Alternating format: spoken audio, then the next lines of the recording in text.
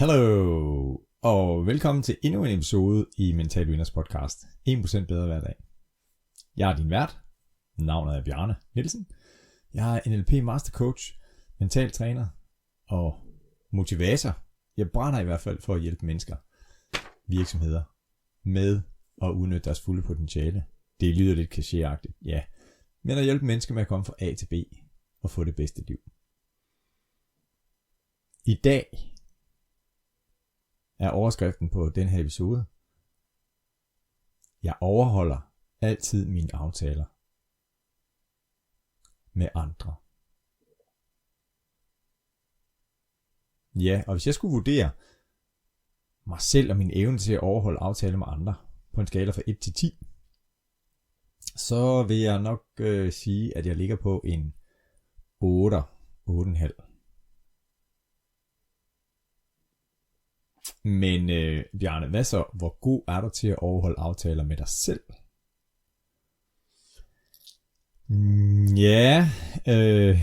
Det var da et ubehageligt spørgsmål.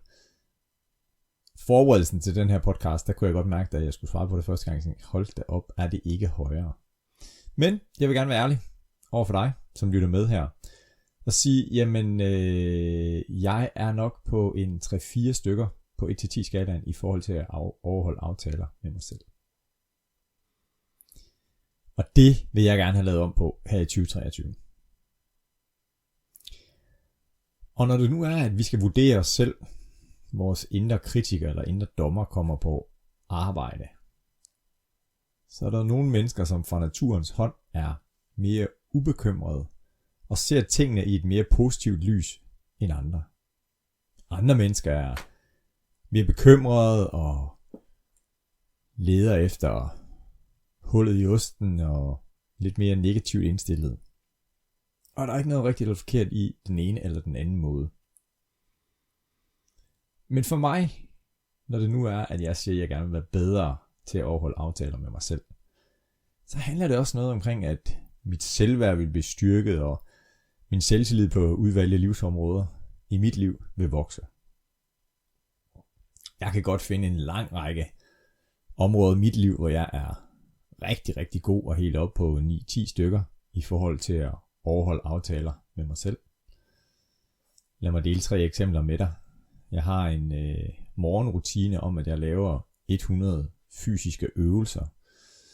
Det er nogle 25 gentagelser af mavebøjning, rygbøjninger, armbøjning og superhjerne yoga squat. Og det har jeg gjort siden 2020-2019, tror jeg. Den anden gode vane, eller aftale, jeg har med mig selv, det er, at jeg vil have 7 timers søvn hver nat. Og det er jeg altså ret god til. Der er jeg helt op på en 9'er i at nå de 7 timers søvn. Et tredje eksempel, jeg kan dele, det er, at hver gang jeg er i bad, så slutter jeg lige med at tage den kolde hane til sidst i 30 sekunder. Så der har jeg nogle gode aftaler med mig selv, som jeg overholder det. Jeg elsker frihed. Friheden til selv at kunne bestemme uafhængighed. Så derfor så passer det mig rigtig, rigtig fint at være selvstændig og drive mental vinder. Fordi der er så stor frihedsgrad i, hvad det er, jeg har lyst til at bruge min energi på. Jeg får rigtig mange idéer. Og det er der jo nogen, som siger, det er fedt at kunne være kreativ og smide nye bolde op i luften og forhåbentlig gribe nogle af dem. Men der er også nogen, der falder på jorden. Og der er jeg en, som er for ustruktureret, som shopper lidt rundt og siger, så synes jeg lige, det her det er spændende. Så får jeg en ny idé i morgen, så vil jeg prøve at lave lidt af det. Men når jeg kigger tilbage på mit liv, så kan jeg nemt finde, hvis jeg har mine fejlfinderbriller på, eller de negative briller på, så kan jeg nemt finde rigtig, rigtig mange projekter, som ikke er blevet til noget. Fordi jeg var ikke god til at lave en aftale med mig selv om, at nu holder du snuden i sporet på det her projekt, og gør det færdigt. Så sker der det, at jeg har aftalt med mig selv, at jeg skal lave noget produktudvikling i min webshop, men så skal Oliver, min søn, lige til tandlægen, og jeg skal også lige have betalt den her regning. Jeg skal også ringe tilbage til Kim, fordi vi har ringet forbi hinanden. Og den her mail, jeg fik fra en af mine gode venner, den har jeg ikke fået svaret på. Når jeg så skal også have lavet den her præsentation færdig, så lynhurtigt, så bliver jeg simpelthen revet rundt i manegen, fordi jeg ikke er så god til at overholde aftaler med mig selv. Jeg kan godt lide at få anerkendelse fra andre mennesker. Og det betyder, at det er så vigtigt for mig, at folk kan stole på mig. Så derfor så overholder jeg stort set altid aftaler. 8,5, 8, også 9. Overholder aftaler med andre mennesker. For det er vigtigt for mig, at de kan stole på mig. Og så kan jeg jo stille spørgsmål, som du også kan stille dig selv. Er du til at stole på? Stoler du på dig selv? Og vi har allerede lavet den her skelnen mellem til at stole på over for andre mennesker, til at stole på over for sig selv.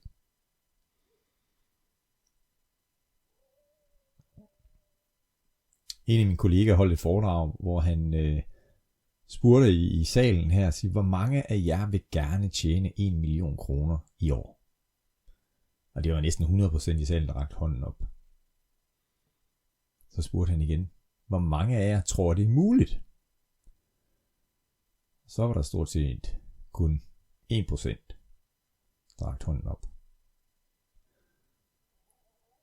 Så gik han videre, min kære kollega her, så nu får du at vide, at dine kære vil miste livet, hvis du ikke tjener 1 million kroner i år. Hvor mange af jer tror, det er muligt at tjene 1 million kroner i år, når du ved, at dine kære vil miste livet? Og så var det stort set hele salen, der rakte hånden op. Og det eneste, der var ændret, det var, at det her, hvorfor skal jeg gå efter at tjene 1 million kroner? Hvorfor havde ændret sig? Så hvis du ikke tjener det, så vil det gå ud over dem, du elsker og har kær. Så når det er, at jeg gerne vil være bedre til at overholde aftalen med mig selv, så handler det om at finde et stærkt hvorfor. Hvor meget skal der til for at overholde aftaler med dig selv? Eller hvilke forhindringer er der dukker op? Og noget af det, som hvad kan man sige, motiverer mig, det er, at når jeg lige forholder mig til, hvad er konsekvenserne af at bryde aftaler med mennesker omkring mig. Det kan være, de vælger mig fra, og hvis der er noget, jeg ikke bryder mig om, så er det bliver valgt fra. Konsekvenserne af at bryde aftaler med mig selv. Ja, det er svært at vælge mig selv fra. Så det er lidt lettere, som Bjarne han er altid med mig. En anden ting, som jeg også har tænkt en del over, og det kan du så også gøre, det er, jamen, hvis jeg overholder mine aftaler med mig selv, endnu mere end jeg gør i dag, så har jeg også en eller anden frygt for at fremstå egoistisk faktisk. Som jeg synes er en utiltalende egenskab. Det kan også være, at der dukker nogle tanker op omkring, jamen, hvilken person bliver jeg, hvis jeg overholder den her aftale? Jeg får en ny adfærd. Hvad vil omverdenen tænke? Er jeg god nok?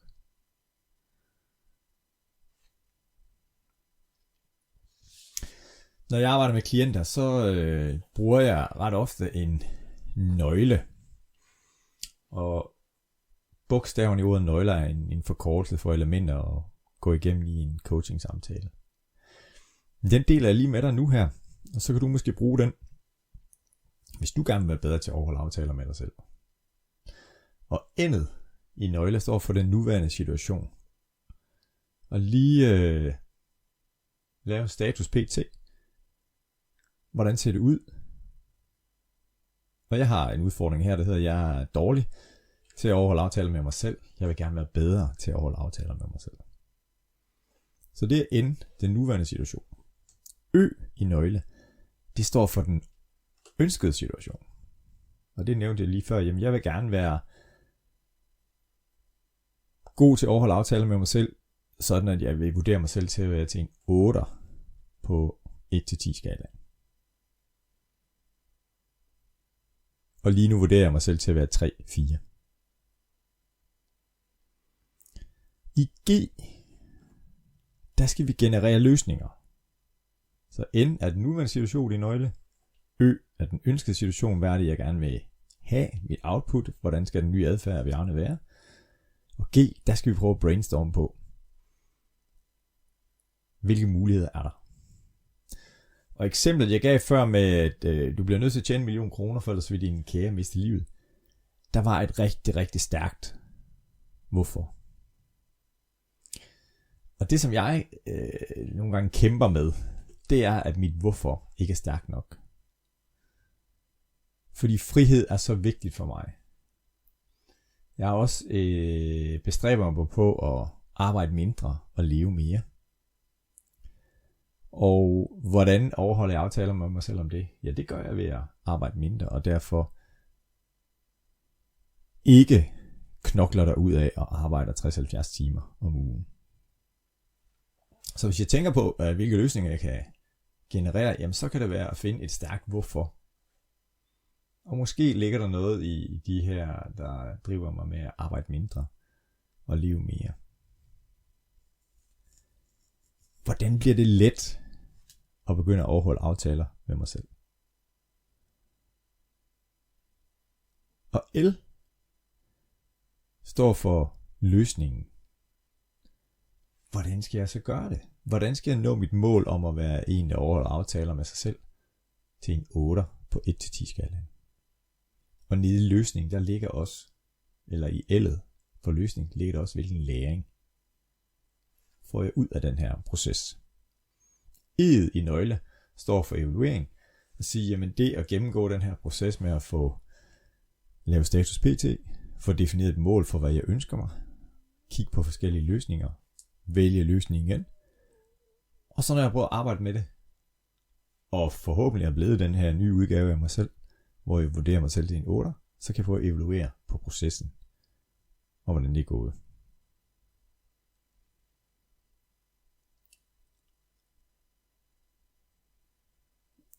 I min bog, der hedder Nå dine mål, der har jeg lavet en 4-trinsmodel i forhold til at komme i mål, nå et bestemt mål, blive en ny udgave af dig selv. Og det første trin, det er, at du får defineret dit mål, sådan at det er specifikt og målbart, accepteret, realistisk og tidsbestemt. Det er det, som nogle af jer måske kender som SMART-modellen. Og så det næste, fordi jeg har lært, at der er altid vejarbejde på vejen til succes. Så det næste trin, det er at prøve at se, hvilke forhindringer der kan dukke op. Vær forberedt på det værste. For ved det, at jeg har gjort mig nogle tanker omkring, sige, hvad er det, der kan forhindre mig i at overholde en aftale med mig selv? Jamen det er, at hvis min demente svigerfar, han lige pludselig har behov for hjælp, og jeg har planlagt fra 10 til 12, så skulle jeg lave produktudvikling. Så tilsidesætter jeg min aftale med mig selv for at hjælpe min demente svigerfar. Og det tror jeg, de fleste af jer vil synes, selvfølgelig, det er jo menneskeligt og en god ting. Og sådan vil jeg også prioritere til enhver tid. Og det jeg så skal diskutere med mig selv, eller være bedre til at prioritere, så sige, jamen det jeg så har planlagt fra 13 til 15, det skal jeg så holde fast i, fordi så overholder jeg aftalen med mig selv, og så det jeg skulle lave fra 10 til 12, må jeg så putte ind til dagens opgaver i morgen. Så vi er forberedt på det værste. Er en rigtig god øvelse at lave. Og det tredje trin, det er forvent det bedste. Ja, jeg er forberedt på, at der kommer nogle forhindringer, der er vejarbejde på vejen til mit mål. Men samtidig så har jeg faktisk lavet noget lignende før.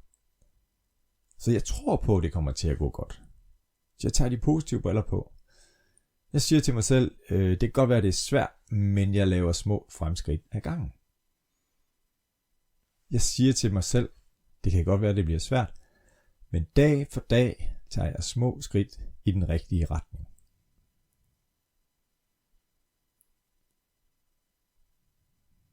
Og så det fjerde trin, det er løsningen.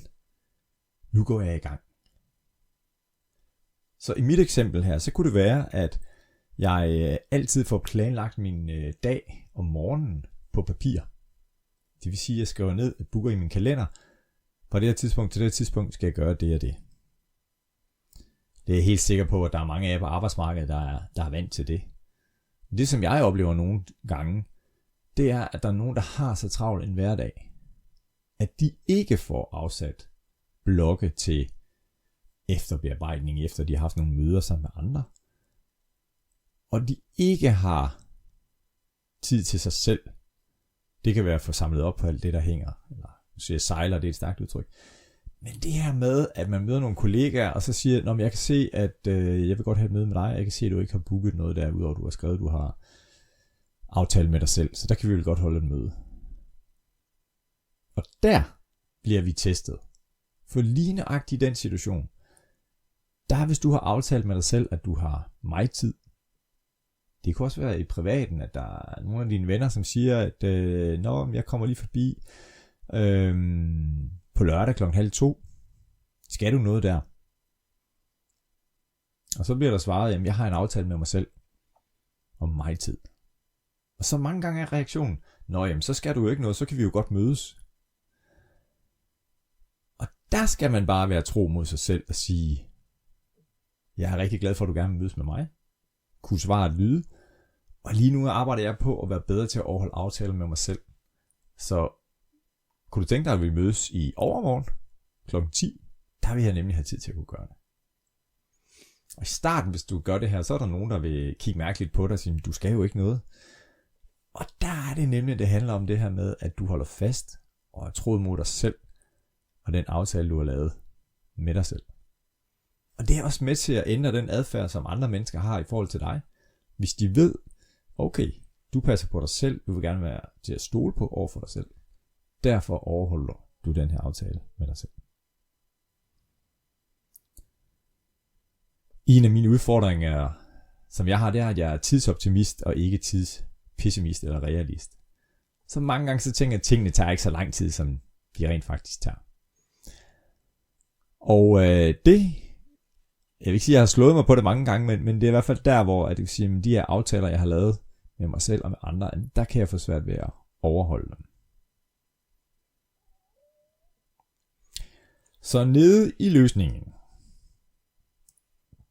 der skal du sørge for at lave din plan så konkret og tydelig, sådan at hvis du en dag var syg, og du kunne komme en vikar og løse opgaven for dig, så vil den her vikar nemt kunne finde ud af, hvad skulle jeg gøre. I mit tilfælde vil det være, at jeg får lavet en plan for dagen, med tidsangivelse på, som er realistiske, Bjarne, og ikke optimistiske. Og så når dagen er gået, så kan jeg cash out, som der er nogen, der siger, så kan jeg tjekke ud, og så se, hvordan er det gået. Hvis jeg har haft 10 punkter i løbet af dagen, så kan jeg hakke af og sige, hvor mange af dem har jeg så rent faktisk lavet, i forhold til de aftaler, jeg har lavet med mig selv. Og når jeg så rammer en 8 ud af 10 opgaver, så er det bare armen op over hovedet og sige, yes, jeg har rykket mig. Og så kommer realisten og siger, ja, men nu skal du jo lige holde styr på, kan du så gøre det igen og igen og igen, og det ikke bare var en enkelt dag. Og det er jeg helt med på. Jeg overholder altid mine aftaler med andre og med mig selv. Nu deler jeg nogle hverdagstanker med dig her. Jeg håber, du er blevet inspireret, og du kan bruge det til noget. Har du efterfølgende nogle spørgsmål, eller noget, du mangler at sige, kunne du ikke fortælle noget om det? Så er du velkommen til at skrive til mig på bn@mentalvinder.dk, og så vil jeg rigtig gerne have en dialog med dig. Jeg siger tak for, at du lytter med til den her podcast. Det giver mig noget. Og del den gerne. Og hvis du ikke allerede følger podcasten, så vil jeg da bare anbefale dig at gøre det. Vi høres. Tak fordi du lytter med.